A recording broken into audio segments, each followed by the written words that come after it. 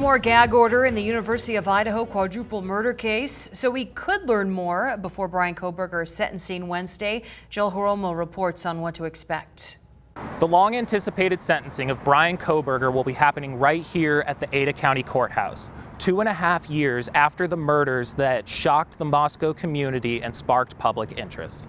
Bryan Kohberger, a former criminal justice student, pleaded guilty earlier this month to 4 counts of first-degree murder and 1 count of burglary.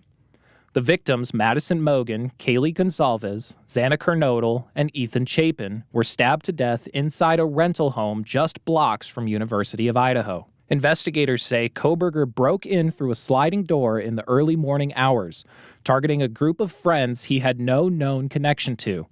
Prosecutors argue he planned the attack for months, using his knowledge of criminal investigations to try to avoid being caught. As part of his plea deal, Kohberger will avoid the death penalty and instead spend the rest of his life in prison without appeal or parole. His sentencing is set for Wednesday morning at 9 o'clock in Boise, where a judge will decide if the 4 life sentences run back-to-back or concurrently. With the trial now off the table, Judge Stephen Hippler formally lifted the gag order that had silenced attorneys, police, and investigators for more than a year. I think the rights of the public to information in this case is paramount, given the fact that a plea has been entered in this case, and so I'm going to lift the non-dissemination order. The public may eventually see some of the sealed documents and police reports, but not until after the sentencing is complete. Court officials say extra security will be in place to help protect the families and limit media access inside the courthouse. Despite the gag order being lifted, neither the prosecution or the defense will be issuing any statements at this time. We will have team coverage here next Wednesday for the sentencing. In Boise, I'm Joel Hiroma reporting. Kohberger stabbed these 4 friends to death in November 2022 in a Moscow home. Ethan Chapin, Xana Kernodle, Madison Mogen, and Kaylee Goncalves. His deal comes with 4 life sentences plus 10 years without the possibility of parole or appeal. But again, the judge could sentence him to less. West Nile virus in Canyon County. This just coming in from county officials. Mosquitoes east of Caldwell collected Tuesday, testing positive. The first find of the season for the area. To keep yourself safe, get rid of and avoid standing water, wear long sleeves and pants, and use EPA-registered insect repellent. A Rigby man could spend 5 years in prison for cyber-stalking a Massachusetts professor. Edward Kay, a U.S. attorney from Massachusetts, says Kay met the professor online, enrolling in a class on psychosis in January, then obsessing over her after one virtual class and Zoom session, sending 80 harassing messages professing his love and telling her to leave her husband. Also, emailing her and the university president of buying a one-way ticket and showing up to her class in Boston, despite the university banning him. The attorney says he did not board that flight. In Boise, a drunk driver with a pipe bomb. That's what police tell us they found during a traffic stop this morning. After arresting the driver for impairment and the passenger for a warrant, police searching the car, finding the bomb, calling in the bomb squad, which uses its robot to get it and then render the pipe bomb you see here safe. In Middleton, vandalism. Some graffiti popping up. The vandals tagging near North Middleton Road and Cornwell Street between 3 and 5 this morning. If you live in the area and you've got a security camera, police ask you check the recordings to see if you see something that may be related, or if you find graffiti on your property, call them. You don't owe the Idaho DMV for a traffic ticket. This text is a scam to steal your money and information. I got one today. I know several people who did as well. You probably did. The message threatens license suspension, legal action, credit damages, and urges you to click the link to pay. Don't do it. The Transportation Department, law enforcement, none of them will ever text you about a ticket or payment.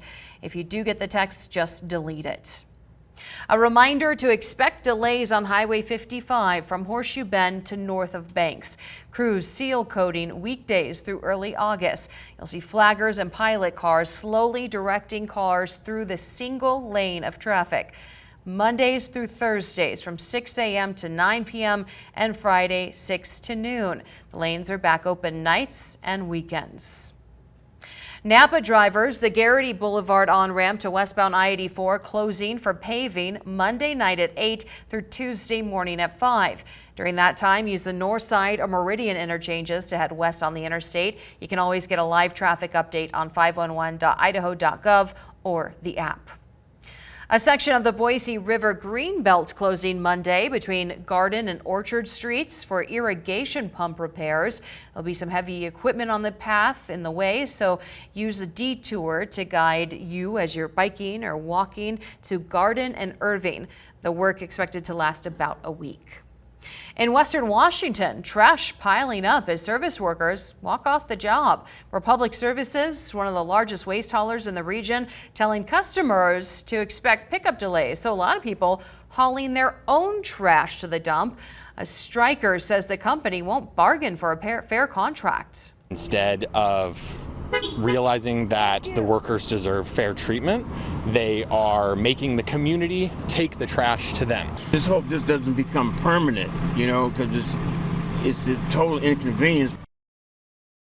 The union counts over 2,000 workers on strike nationwide. They want better pay, benefits, and working conditions.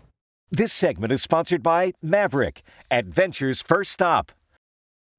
Escape the city without giving up comfort. Head about 45 minutes from Boise to Idaho City for a cozy mountain retreat. Healy Reinhold takes you there on a road trip to Smoke Jumper Tiny Home Resort, where little still means luxury. So Smoke Jumper is just a tiny home resort that's set in the middle of Idaho City that features a lot of outdoor activities for our guests to do. Idaho City is known for its gold rush history and mountain charm. But just off the main drag, a different kind of treasure is taking shape. The property opened in 2022 after a complete transformation from what used to be a dilapidated mobile home park. So basically it was pretty run down, and the city was looking for something that would make the town look more appealing, to get more business in this property. And so Tim came along and he decided that he would like to put a tiny home resort in here. Today, the Smoke Jumper Resort features 9 modern cabins, blending cozy spaces with outdoor views and high-end amenities. I would say just how luxury it is and how open the space is. All the windows that they have skylights for stargazing, and they also like that there's modern amenities close that they can walk to. For guests like Teresa Gerard, it's a destination that felt remote, but still close to everything she needed. Just the quietness of it, the relaxation of the town, of this location. We love the mountains, we love being outdoors, so it's just kind of that mix, great mix between camping outside with the great amenities of home. After just one stay, her family is already talking about coming back.